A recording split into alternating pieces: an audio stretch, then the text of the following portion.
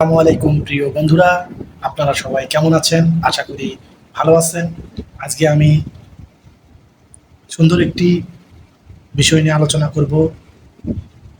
সেটা হচ্ছে শরীরে দ্রুত রক্ত বাড়ানোর কিছু খাবার নিয়ে আলোচনা করব। আপনারা আমার ভিডিওটি না টেনে সুন্দরভাবে দেখুন এবং সাবস্ক্রাইব, শেয়ার, কমেন্ট করুন বেশি বেশি। শরীরে কিভাবে আপনার রক্তর পরিমাণ আপনি বাড়াবেন?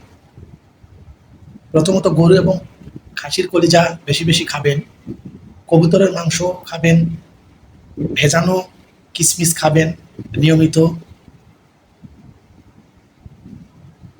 এগুলো খাইলে খুব দ্রুত গতিতে আপনার শরীরের রক্তর যে পরিমাণটা আছে এটা বৃদ্ধি পায়।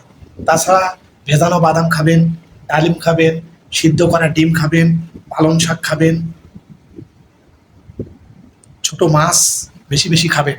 এই খাবারগুলো যদি আপনি নিয়মিত খান তাহলে আপনার শরীরের রক্তের পরিমাণ খুব দ্রুত গতিতে বৃদ্ধি পাবে এবং শরীরে সতেজ হবে এবং এনার্জেটিক অনেক বেশি বৃদ্ধি পাবে।